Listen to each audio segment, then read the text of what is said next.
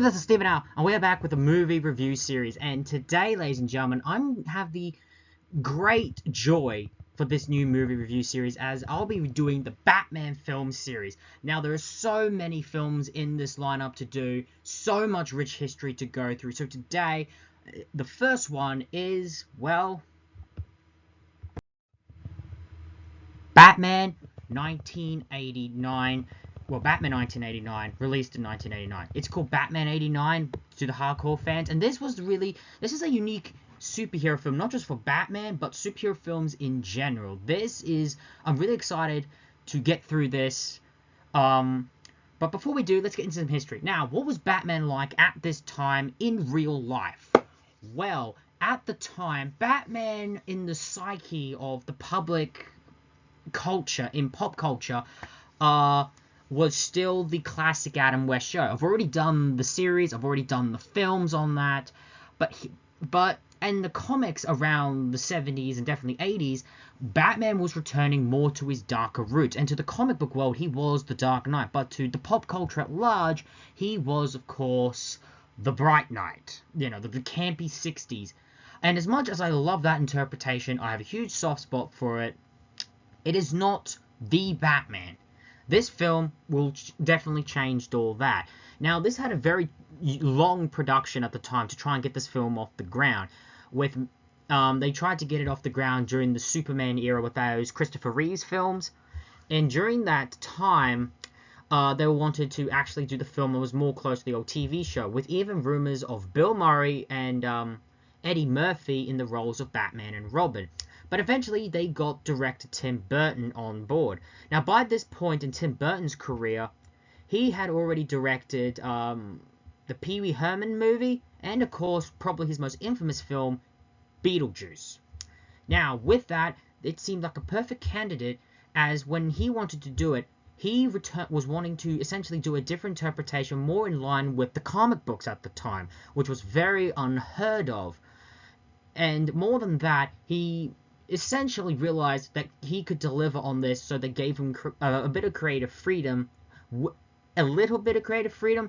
there was still a bit of a leash. This was distributed by Warner Brothers, and as a result, Warner Brothers over the years would eventually get all the rights to all of DC properties. And well, there was definitely a unique conversation around this time, especially with who was casted as the Batman. A lot of this was really building up. A lot was being rolled on this. They were going to give us a different, complete interpretation. Now, I have soft spot automatically. Before we go into, I just want to say I have a huge soft spot for this film, because I remember how I was introduced to this. I had a friend back in the day. Now, before I saw this, the interpretations of Batman I saw, of course, was the classic Adam West, the 1949 movie serial Batman and Robin, and surprisingly, the Joel Schumacher Batman and Robin film, which I'll get to no doubt later during this film series review. So I saw this, and as we go through the plot, I will explain bits and pieces, because in many ways this film really opened my eyes wider to the Dark Knight. And automatically, everything was riding on this. Well, would this film be a big hit, or will it be a miss? Well, obviously, it become a hit, but we'll get more further throughout the review. And what I love about Tim Burton, what he does here, I will say this, he definitely made some creative choices. Some, I think, are for the best, some maybe not for the best. But, before we get into the plot, and before I begin to praise this film, headline and down, let's pop into the cast. Now, Batman, of course, in this film was played by the great Michael Keaton. Now, at the time, it should be noted, many people weren't happy with this casting choice, because Michael Keaton, at this point, had a reputation for comedy, and people thought he couldn't deliver. As a result of that, there was actually petitions for him to not be in the film, but then they showed trailers, the fans quickly realized, let's give him a go. The female love interest for this film is Vicky Vale, portrayed by Kim Basinger. Now, I will be blunt, and I'll get more in this. I'm not a huge fan of Vicky Vale in this film, but I'll get more into that. Maybe it's more for personal taste. But she is the love interest. Honestly, she starts off pretty good, but for me, it's just how a character becomes throughout the film. We also here have, of course, the protagonist of this film, the Joker, whose real identity for this film is Jack Napier. And it's, of course, portrayed by the great Jack Nicholson, who perfect casting choice for this film. I heard there's actually was rumors that actually Robin Williams was supposed to play the Joker, but of course Tim Burton didn't want that. And many wanted Jack Nicholson, and Tim Burton gladly went along with it. But however, it should be noted that he did want Robin Williams to come and play his Riddler some point later down the line. But of course, unfortunately, that never happened. We also have and of course, this film will give us some unique characters specifically straight for this film. One is Alexander Knox, a reporter, portrayed by Robert Wall, who honestly, he has so many great moments in this film. Even though he's a supporting character, he definitely leaves an impression. Other comic book characters to get adapted for this film is Alfred Pennyworth, portrayed by Michael Gough. And as much as I prefer my Alfred to be more spunky in that, this Alfred is definitely unique as he's more gentleman, refined-like, almost like an uncle that really cares for Bruce and his well-being. I really like this take.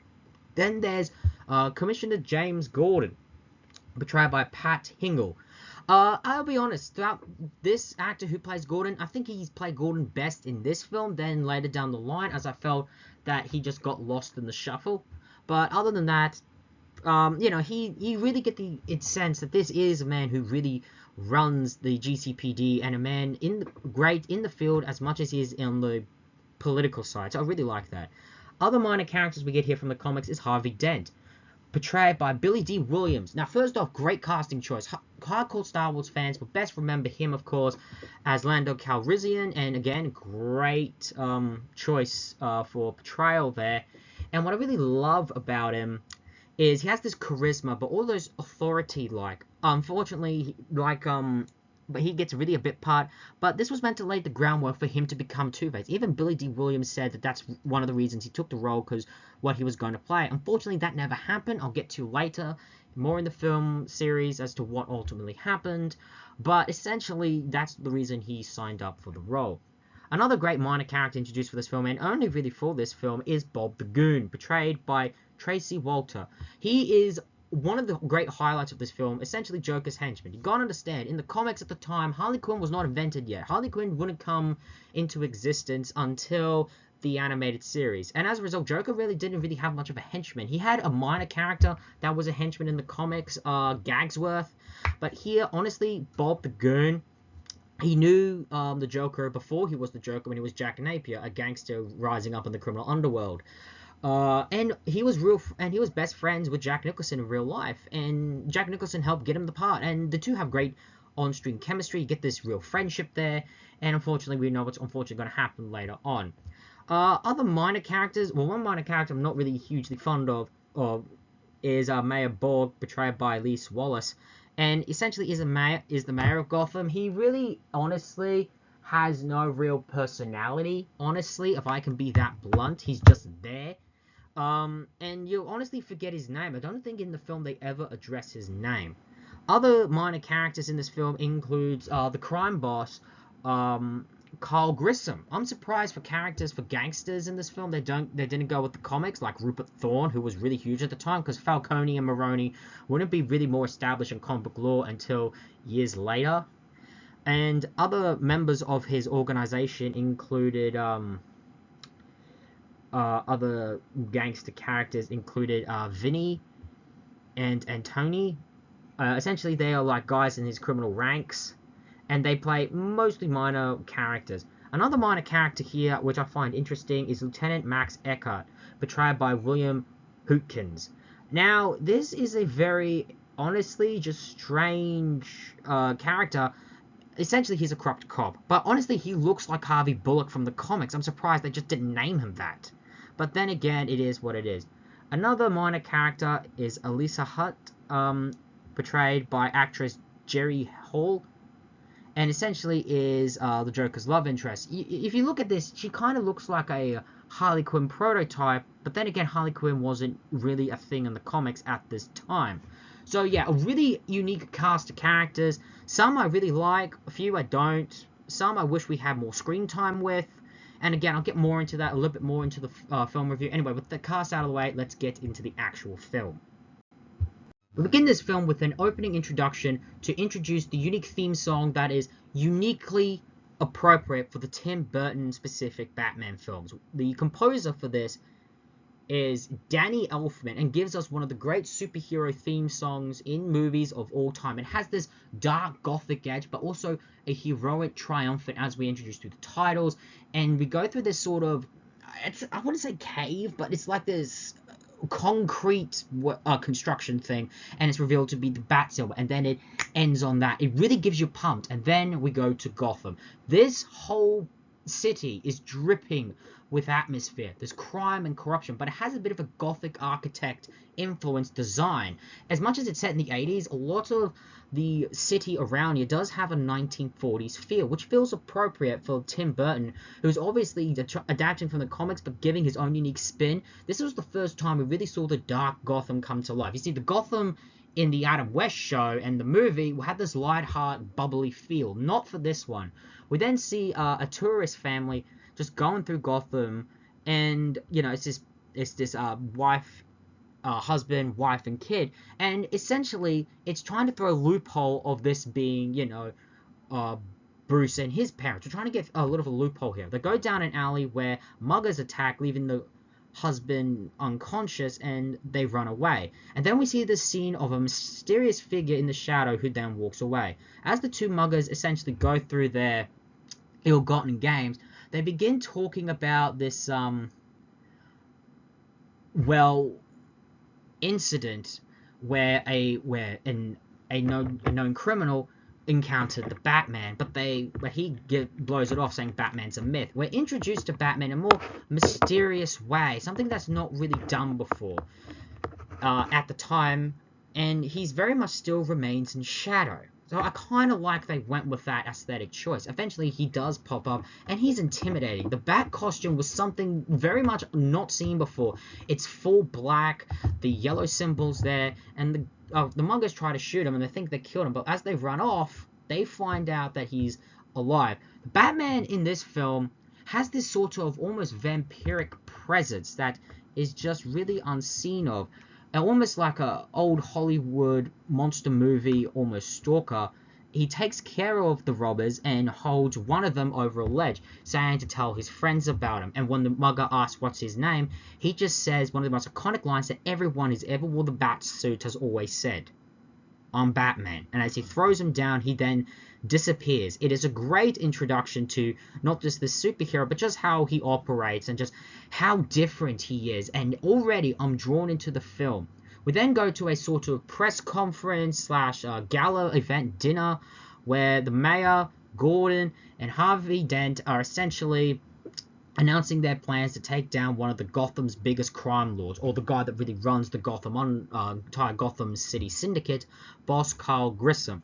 Here we get introduced to some minor characters. Gordon, who honestly does play a bit of a role in the film and does some actual police work, but Harvey Dent gets more of a cameo, really more for an Easter egg for hardcore fans, but was meant for him to later become Two-Face, as we know in the comics. Unfortunately, this will be the only time Billy D. Williams will play the character, at least in live action. He would voice the character in the Lego Batman movie, but different story. We also see that Bruce Wayne hasn't attended. I like how, they keep this guy a bit of a mystery. But as it's being televised live, we get this, we go to someone's place who's watching this, and it's revealed to be Jack Napier. Who's watching, and he has big plans to become the new leader of the Gotham City underworld, the Gotham City Syndicate. And he's also revealed to be having a fling with his boss's girlfriend. And this also sets how cocky he is, but this only shows half of him. As we get to a later scene, will show how his real character. We then go back to the scene where the muggers were attacked, where there's a police investigation. Aaron Eckhart and his guys are talking about how they say, how they were attacked by a mysterious bat figure, which of course he dismisses. We also get introduced to Alexander Knox, a reporter who's been reporting on the bat sightings and is a reporter who's not taken seriously. We get these kind of characters a lot, but God, does the actor who play him really give him some zest, some character, and he's just a likable character and is a recurring character throughout the film, but doesn't get that much screen time. Anyway, but as he walks away, Eckhart walks and finds, in the shadow, Jack Napier. who obviously gives Eckhart his payment. We also get introduced to Jack Napier's right-hand man, Bob Pagoon. And basically they're talking about how Harvey Dent, has been snooping around one of their front companies, and Eckhart says he'll handle it. But you also get the impression that Eckhart doesn't really like Jack, but Jack, basically says how he's going to be basically the new future. But Eckhart says basically you're a nutcase. As much as the Joker is a bad guy, he's and essentially is arguably a normal criminal early in his career. He is still a bit of a nutcase, and it's definitely shown by many in the Gotham Syndicate who view him as that, despite him being Carl Grissom's right-hand man and often considered successor to head the Syndicate. We get this, and just as he's intimidating Eckhart, they walk away, and Eckhart says this one line, "Where have you been spending your nights?" hinting that he knows, how Jack is having a fling with Grissom's girl, essentially. We then get this scene where, actually two scenes. One is where essentially the mayor is getting Harvey and Gordon to make sure they take down Carl Grissom so all the businesses come back, because there's this big Gotham event. They're going to be celebrating a huge Gotham milestone, and they desperately need the businesses back in order to get things on track, but also show Gotham is no longer a place filled with criminals. We then go to Knox's place, or I should say reporter building, essentially, his newspaper.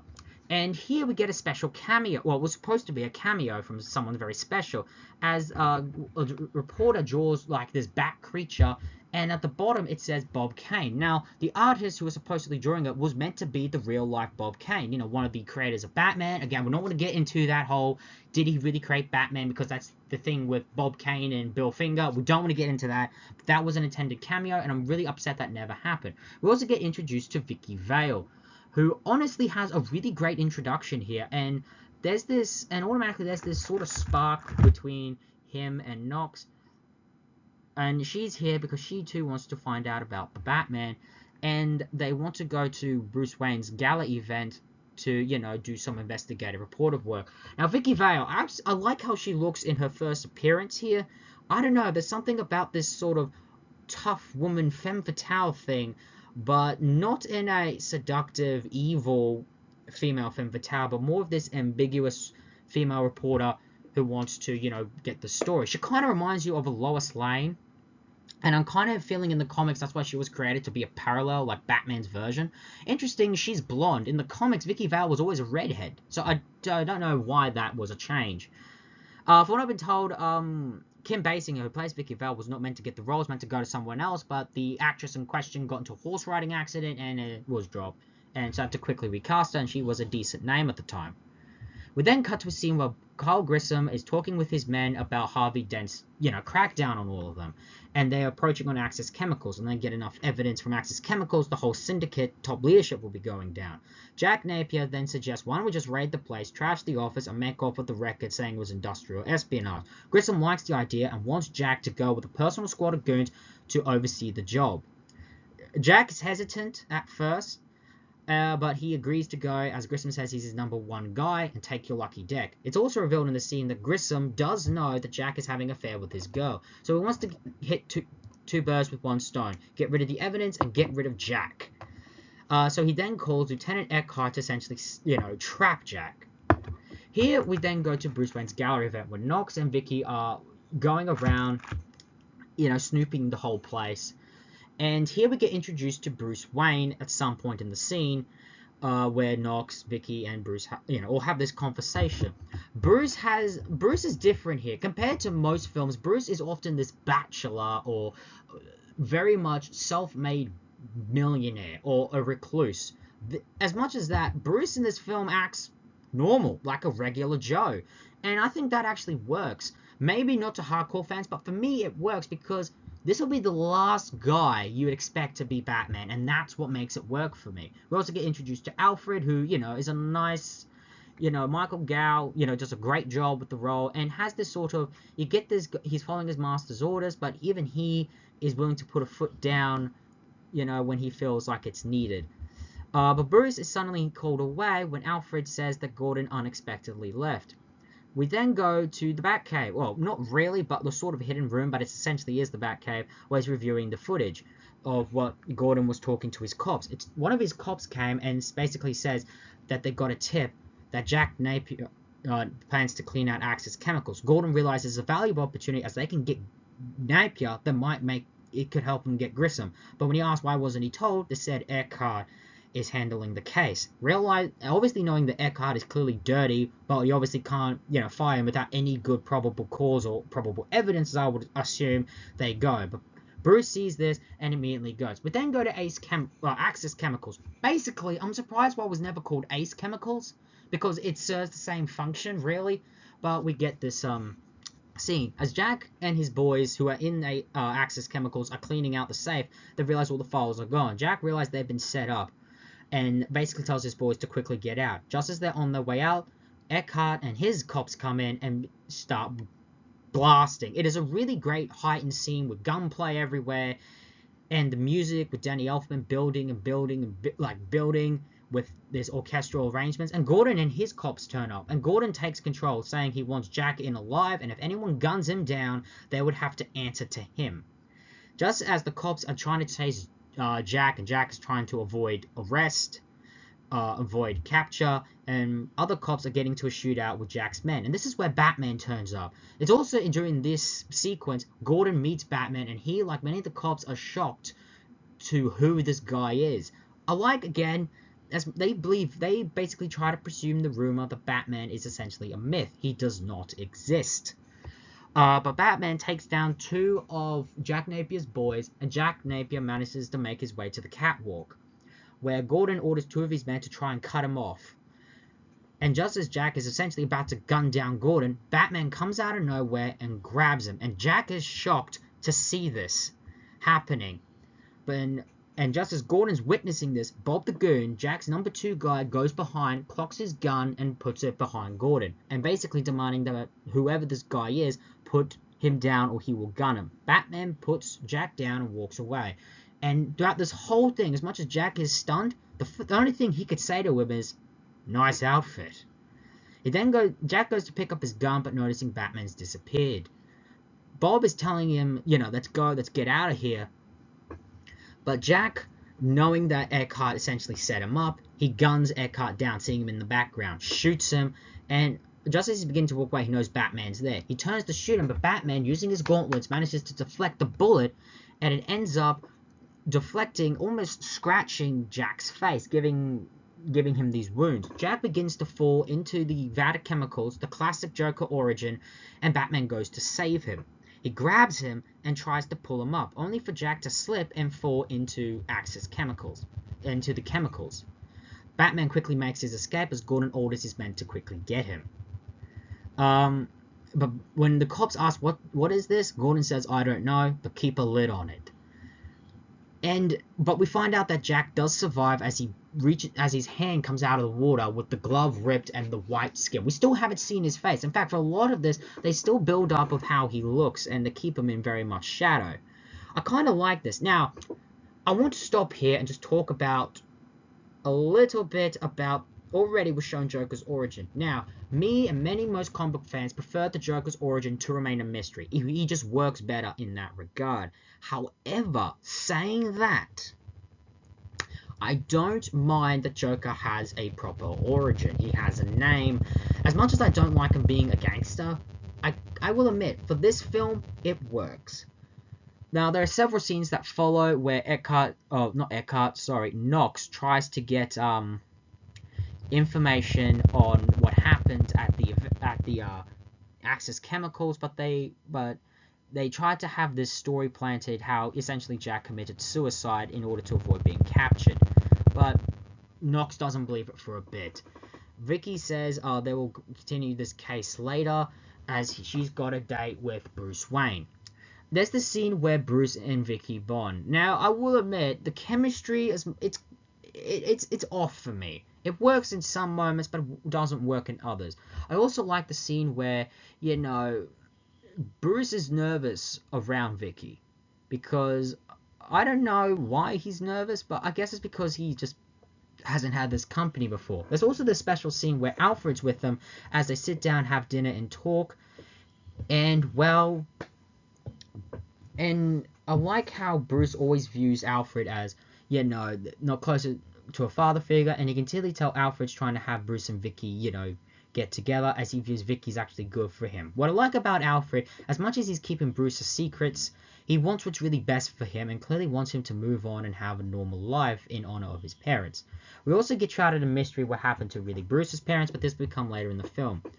Oh, but wait, what happened to Jack? Well, like I said, he managed to get away. However, he was badly wounded. He goes to an underground surgeon who tries to fix up his face. But once he's taken off, his mind breaks. Already, his mind was already fractured, but this further dives him into the pit of insanity. But his face is still shrouded in mystery. And again, Jack Nicholson still selling the role, and honestly, one of the great casting choices you could ever get in a comic book film. Also, Bruce and Vicky spend the night. There's this weird little scene when they're in bed, Vicky wakes up and finds him hanging upside down like a bat. It's goofy and silly, but then again, comic book films, they should have this element of fantasy, but also goofiness to it, as much as it can remain realistic. Anyway, but basically, Jack wants revenge for what happened to him, knowing that Grissom sold him out and set up the whole thing. So he goes to see Grissom, but he still remains a mystery in shadow. And as he steps out, when Grissom says we can make a deal, he steps out and says, Jack's dead. You can call me. Steps out of the shadow. I'm Joker. And he's in full makeup. The grin, the white skin, the green hair. And as you can see, I'm a lot happier, and begins shooting. And then this song plays with a more clownish, circus-like, but still with this dark twist to it. And again, it really shows his character. The next few scenes with the Joker, basically him taking over the Gotham mob. He has this meeting where he says he's now taking over Grissom's operations, and for the city's festival coming up, the 200th anniversary festival, they're going to run the city into the ground. Some of the guys don't like this arrangement. One speaks up, and here in this scene, Joker's wearing makeup to cover his clown-like appearance, but it just makes him look just creepier. But he says, you know what, that's fine, we'll shake hands, that'll be it. Yeah? And as they go to shake hands, he's having this, those joy buzzers that you would shake hands and would give you a little shock? Well, this one gives him a shock, alright, as it begins to burn his bloody skin off, turning it peach black burnt skeleton-like, and all he could do is just laugh and make jokes, and as the body bursts down to the ground, it's Antony, that was the guy's name. And then suddenly Joker's boys come bursting in, holding all the gangsters at gunpoint, and basically ask them to leave the room. Joker then has a conversation with the burnt corpse, and basically ends with, Retaliant, I'm glad you're dead, and just walks out, and we just see this image of a burnt skeleton. It is a dark comedy, but also very unsettling. As much as the other incarnations of great actors to portray the Joker, I think they missed the bit. The Joker should be, in nature, a little bit silly, a little bit goofy, but still taken seriously and twisted, and that is what makes this Joker great. Another scene that also includes basically Joker telling Bob to go to report on this knock, see what he knows about this Batman. And we get the scene with Bruce, trying to cover up with Vicky all this, like how he's saying he can't see her because he'll be out of town, but really he's not.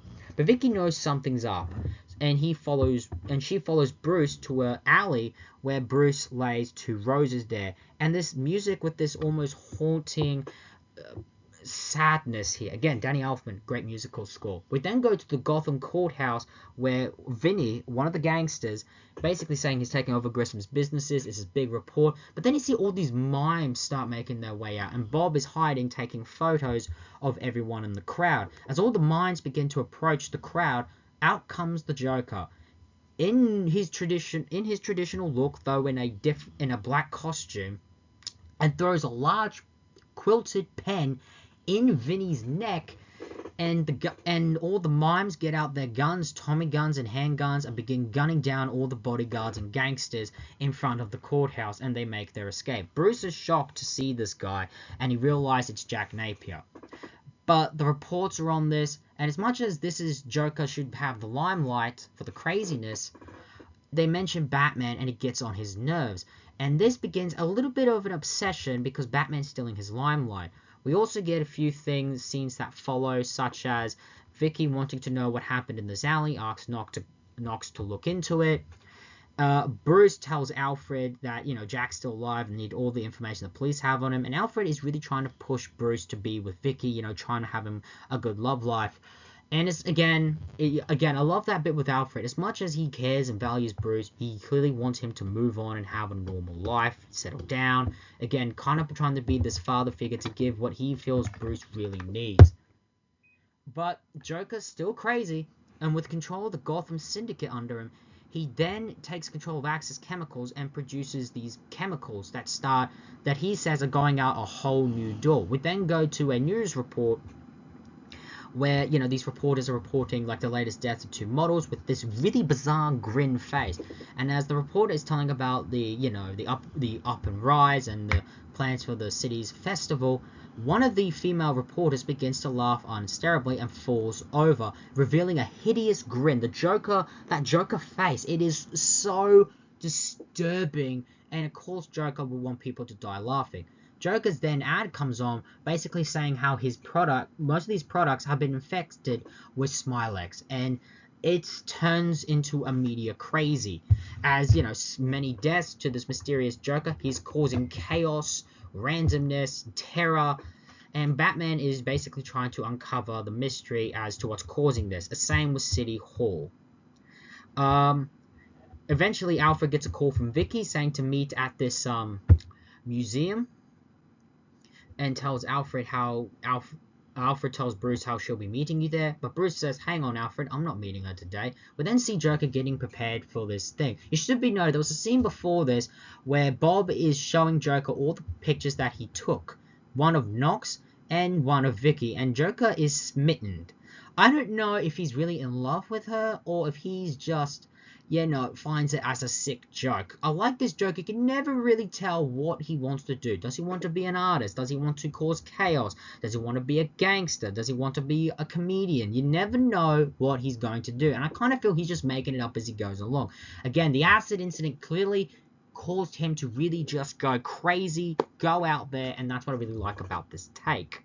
Anyway, Vicky makes her way to the museum where she goes and sits and waits a very long time. Eventually, a butler comes and essentially hands her this gift, which is a mask, and tells her to put it on. Gas comes in and people start falling, essentially dying in front of them, but she wears that mask to protect herself. Just as that happens, the Joker and his crew, Bob the Goon and the rest, come in and they play this Prince soundtrack. There's a few Prince soundtracks in this film. One is here where they go and vandalize all the art. I can just imagine all the actors in this scene were having a blast. And interesting fact, I think Jack Nicholson was hesitant to do this, as he would never, in good conscience,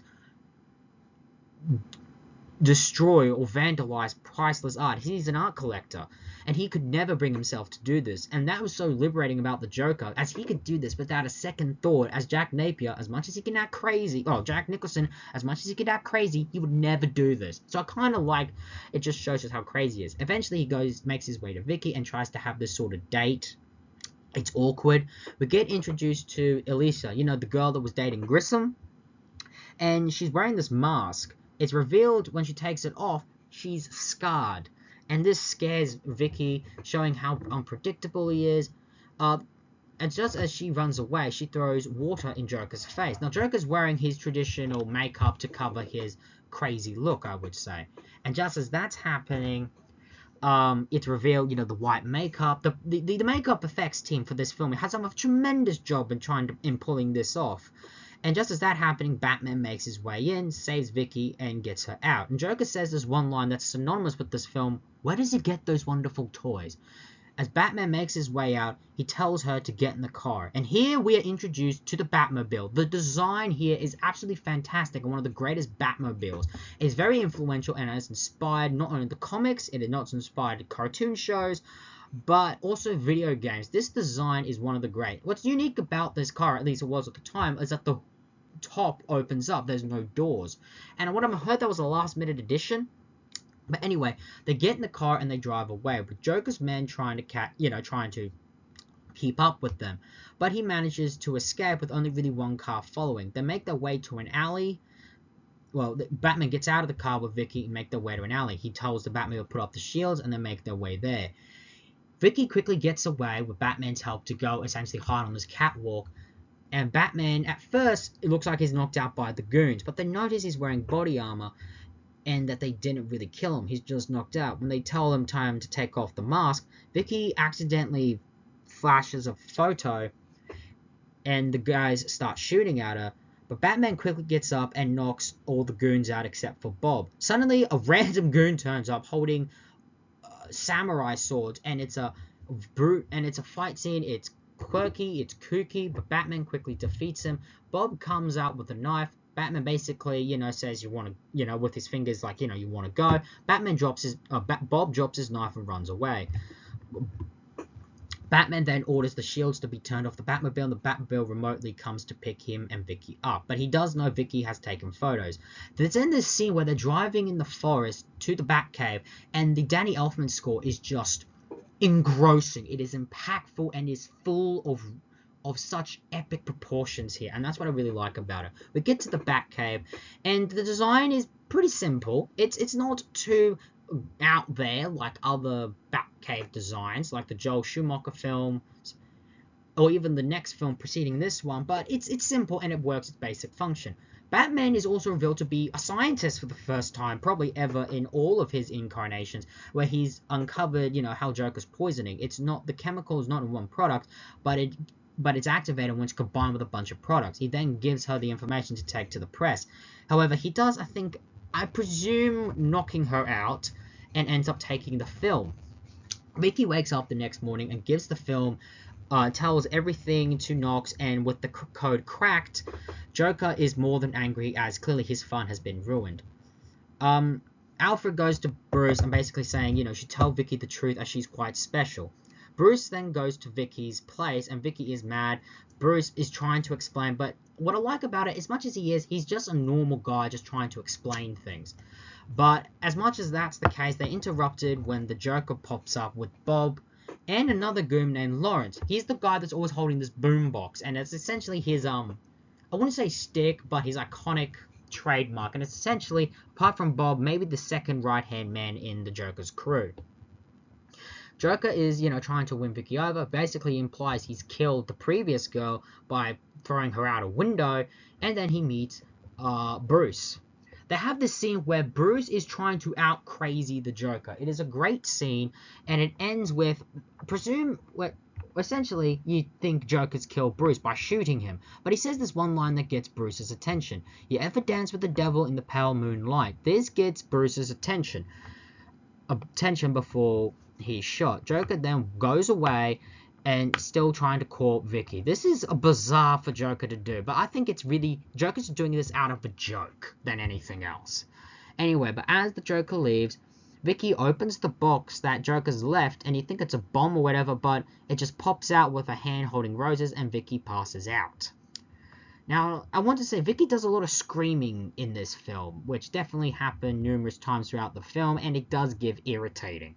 Anyway, Vicky then goes to Knox, and Knox reveals what happened in that alley. Bruce's parents were killed in that alley. This will probably be the first time people found out about Bruce's origin. Even in the 60s show, it was rarely addressed, even a few times, but it was never the really main focal point. Eventually, we get to this next scene where, Alfred is upset with Bruce, with how things with Vicky turned out, and basically says he doesn't want to spend the remaining years mourning lost friends or their sons. We then go to the scene where the Gotham City officials essentially talk about, how the event has been, the Gotham City 200th anniversary festival has been postponed as they can't, in good conscience, endanger lives. Joker then hijacks and says that at midnight he'll be dumping $200 million on the crowd, and he wants Batman to turn up, again in his covered up makeup. Just as that happening, Bruce pauses and begins a flashback. Here is one of the first times in the series, or numerous times, where Bruce is constantly reminiscing about the days his parents died. And it goes as follows. Bruce, as a little kid, and his parents leave the movie theater and go down an alley where they are cornered by normally one mugger, but for this film's case, two. And his parents are gunned down in front of him. And the guy says, "Do you ever dance by the devil in the pale moonlight?"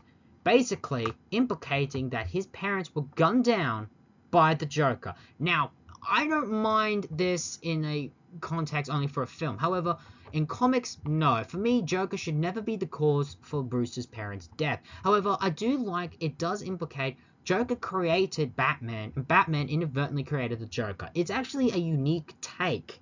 Again, I don't want it to be permanent, but for a one solo film, it actually works. Another thing that happens that angers fans, again, that angered fans, but this is another thing. Alfred lets Vicky into the Batcave, but honestly, Vicky would have figured it out. So I never had a problem with that. But essentially they have this surreal conversation that doesn't feel forced, but it feels genuine to me. And basically how Bruce says, "I have to do this." We then get the scene of what has been a staple for films that have continued. We see Batman suit up. He then gets into the Batmobile and drives to Ace Chemicals. Again, the Danny Elfman score blaring in the background. He bursts through and begins causing an explosion at Ace Chemicals. Surprisingly, he actually outright kills people in this warehouse. Now, again, this is the late 80s. You got to accept things for what they are. But still, for me, Batman killing, I prefer that not to be the case. But I do understand for stories, it can work if written right. But again, it always bugged me the wrong way. Anyway, he thinks he's taking down the Joker, taking down his main base of operations. But then he sees the Joker flying in a helicopter, saying how he's missed him, and watch me, basically what I'm going to do next. The next scene is these parade floats coming with a Prince soundtrack where the Joker makes good on his bet, promise, and basically throws cash out into the crowd. Now, there's been a thing where apparently the money he's throwing is fake. It's never been confirmed through the film, but the comics are based off the film suggests so.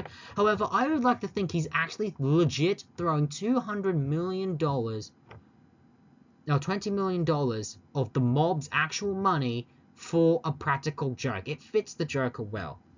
But what he's doing, he's trying to lure out the crowd. Knox and Vicky are there, watching the whole thing, and then we see Batman fly in on a Batwing. This was Joker's plan. He then tells his boys to quickly put on your masks, and he activates a button that sprays Joker's infamous smiling gas. He's going to poison the whole crowd, and it's all for his own amusement. Knox tries to stop. Vicky does more screaming, but Knox ends up getting knocked out when Vicky, saves him. Batman takes all the balloons and manages to get him dispersed to get away. There's this nice scene where the Batwing flies in front of the moon and then back down. It's a great shot. Joker's angry that his balloons, have been taken, and in a fit of rage, he asks Bob to hand him his gun. Bob, without hesitation, hands him his gun, and Joker shoots him. This is unexpected, and all his goons are looking at him out of shock and fear, but then he hands the gun to another henchman and says, "I'm gonna need a minute or two alone, boys." I like to generally think Joker generally is out of fit of rage. He just needed to shoot someone, but he regretted it was Bob. I also want to know, why did Bob stick around knowing just how crazy his essentially friend and boss had gotten? I don't know, out of loyalty, or maybe he just thought Jack was always crazy, this is no different, but it is what it is. But Batman still needs to take down the Joker. So he flies in the Batwing, which is a great design. The Batwing essentially is a plane, but it's more bat-like, hence the Batwing, and begins to fire machine guns and rockets, taking down the goons. Again, I don't really like Batman outright killing, but it's a nice scene, and he goes straight for Joker. Joker then takes out one of his gag gadgets, which is a large gun that comes out of his pants. It's a large shot barrel, fires it out the Batwing, just as Batman has fired and misses, and he gets shot and shoots the Batwing, and it ultimately ends up crashing in front of an old Gotham church cathedral. Vicky sees this and runs over to see if he's alive, but they don't find the body. Joker comes up with a large gun pointing at her and, basically takes her into the church. He radios in a helicopter to be there at first in 5 minutes, realize how long they're going to walk. He says 10 minutes, and they make their way in. Batman's revealed to have survived, but clearly, the wing surviving that has injured him quite a bit. And even with that body armor, obviously this would have taken a lot of wind out of him, so he's struggling to keep up. I actually like this. It shows just as much as tough as Batman is, he's still human. And I actually like this take on the character. Again, Michael Keaton portrays Batman as much as a mythical monster of the night, but still, he's still human and can still be vulnerable to attacks, to all this, and I actually like this aspect of this take on the character. Anyway, Joker makes his way up, causes some damages to the staircase, Batman barely keeping up. Gordon and the police come. At first, Gordon wants to follow, but the entrance is blocked, courtesy of Joker dropping the bell down the staircase, blocking the entrance. Gordon then takes his men outside and orders for searchlights. Batman makes his way to the very top, and already this is dripping with atmosphere. It kind of reminds you of the Hunchback on Notre Dame, in the bell tower of a church, but this dark and gothic feel. Joker then orders his men to attack Batman. One gets knocked out, one accidentally kills himself, and Batman gets into a fist fight with this one goon who, just beats him. You think Batman's True to many people, this look like Batman was worse, but for me, you gotta understand, Batman's badly knocked out, badly being given the wind out of him, and he's barely keeping up. And Joker is just dancing with Vicky in a twisted way. Batman manages to win by essentially killing a goon, but again, for this take, I actually don't mind. Again, I don't like Batman killing, but it works for this scene, and the Danny Elfman score is pretty solid. Batman then finally confronts Joker, beats him, saying how, he killed his parents, you made me, I made you first. Jack Nicholson selling the scene, along with some gags here and there. Batman punches him over the railing, and you think this killed Joker. But Joker surprises him and Vicky by, dragging them off a cliff, and they are barely hanging onto gargoyles. Joker is then having a blast, laughing. You get a few gags here and there, with the Joker's hand revealing to be a fake one. Just as the helicopter arrives, he quickly, says it's time to retire, feel free to drop in, and quickly gets on the ladder. Batman can't let this stand, and he fires essentially a grapple device that one half of the rope ties around Joker's leg, and the other half around a gargoyle. And as the helicopter flies off, the weight of the gargoyle is slowly dragging the Joker down. Eventually Joker can't hold on and falls to his death. Batman outright kills Joker, but what I like about this, it actually fits Joker to always fall to his death. I don't know why, but it just feels so natural. Batman then, of course, manages to save Vicky, and they get out of there, but before that, they do begin to fall, presumably to their death, but Batman manages to save them. As the police surround Joker's dead body, they hear this laughing track and go through the pocket, finding out it's a laugh track, and again, it fits in with Joker's character. We then go outside to the Gotham, I'm assuming, courthouse or city hall, and they reveal that all the Joker's men that have been rounded up, and the Joker's wave of crime is over. Knox tries to talk to Vicky, but Vicky gives him a kiss and says, enjoy this one. Knox then goes to the conference, where they reveal they received a letter from Batman saying that this wave of crime is over, but if they should ever need him again, call him. When they ask how, Gordon goes to a searchlight and reveals that Batman has given them a special signal device and turns it on. It is the Bat Signal. I like how they introduced this, and it shows because of Batman, has saved the city, the police are very much willing to work with him, seeing the result and seeing that he is on their side. Throughout this, there's been news reports, before this scene, throughout the film, whether Batman's a friend or foe. Is he good for Gotham? Is he bad for Gotham? And they get this scene where they work, where they essentially submit their relationship with the Batman. As Vicky walks, she sees Alfred in a nearby car and opens the door, revealing champagne, and says that Bruce might be a little late. As they drive off, the Danny Elfman theme builds and builds and builds as we go further into the night sky on top of the building, with the bat signal in the background and Batman standing imposing as the Elfman theme just impacts, and then we end. We end the first ever dark depiction of Batman in history and kicks off arguably the Batman movie franchise. We end it here, folks. So that was Batman, released in 1989. This film is an absolute fantastic piece. Tim Burton really brought his A game to this film, showing, what he could bring to Batman with its dark and gothic roots. Michael Keaton portrays Batman in a fantastic way of being this dark, almost mythological horror creature, which is different to other takes. but also Bruce being a normal guy, someone you wouldn't suspect of being Batman. I also like how the Batman voice is slightly deeper. In the Adam West show, you never really got a distinctive between the two Bruce Wayne and Batman's voice, but he was the first to do so before really Kevin Conroy will submit himself on that. The Joker by Jack Nicholson.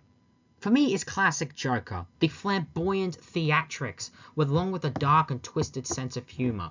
He looks like a clown who's really out to entertain himself. You never know what he's going to do. This is the unpredictable Joker that, honestly, I think other incarnations forget, which makes this one very special. I'm not too sold on him used to being a gangster, then becomes the Joker, but I will admit, for this film, it works. The Gotham scenery is dark and gothic, and I like it has a 1940s twist or aesthetic, which makes it work in reality, but still also has a bit of an 80s feel. Like, it's a mixture of the 40s, the gothic style texture that Tim Burton's clearly a fan of, and of course the 80s. Danny Elfman's theme is fantastic, and for me, probably the best Batman music, only rivaled by what they did in the Dark Knight trilogy and the new Matt Reeves' The Batman film. Bob the Goon is a great minor character. Nox, another great minor character who, provides comedy and levity to the scenes. Vicky, she starts off great, but I feel her character goes a little downhill. She screams too much for my liking, almost becoming Stacy from, A View to a Kill. But other than that, there is the chemistry between her, Vicky, and Batman's a little off, but is alright. But I feel that her writing just failed. And as they went down, as she became more of a damsel in distress. There are some things I'm not a huge fan of with this film. Batman outright killing. Again, for me, Batman should never kill up front. That just doesn't work for me. As that's one of Batman's key rules. He never kills. They show some Batman detective work, which actually works in these first two films. And another thing I also really love about this film is, as much as it's taking itself seriously and dark, it never fails to forget it's a comic book film. There needs to be some showmanship and goofy nature to it all. And I like about that. It should never lose sight of that. Another thing I'm not really a fan of, Joker being the one who killed Bruce's parents. For me, it should always be a random mugger. True, you can give the mugger a bit of a backstory that he did it out of a desperation, or it was done by random crime, and Batman never catches the guy. But for me, it should always remain that and not this. Fans were not happy with that, and I could see that. But fans were angry how Alfred let Vicky into the Batcave. First off, as much as I think Alfred would never do that, Vicky found out. What was he supposed to do? And you can clearly tell Alfred was trying to push for Bruce and Vicky to be a thing, thinking Vicky was a good suit for him. And honestly, maybe so, story-wise. Some minor characters get lost. Gordon is alright here, but his roles got diminished as we went further on the film series. And Harvey Dent, really more of a cameo. Again, was meant to be a bigger character as they had planned, but unfortunately that was never the case, as the character was recasted by a different actor. But again, we'll get to when we get to that said film. Overall, this film really changed the comic book landscape. Because of this film, comic book films are taken seriously. Not only to show they can play big bucks, but they can go in dark and gothic directions. And Tim Burton and company really created one of the most unique, one of the most influential, and may I dare say it, one of the greatest comic book films of all time. It's, for me, as much as everything's going all over the place, there is a sense of structure here, and I absolutely love it. Overall, I can't praise this film any higher. That was Batman 89. And there we have it. That was Batman, released in 1989. As soon as it came out, it exploded at the box office, becoming one of the highest grossing films of 89, and receiving a lot of critical acclaim, especially with Michael Keaton as Batman and Jack Nicholson as the Joker. With this in mind, Warner Brothers knew they needed to make a sequel. So next came out was Batman Returns, released in 1992. That'll be the next one we'll be reviewing. So until next time, this has been the Steven Hour. Ladies and gentlemen, so long for now, and stick around for the next video.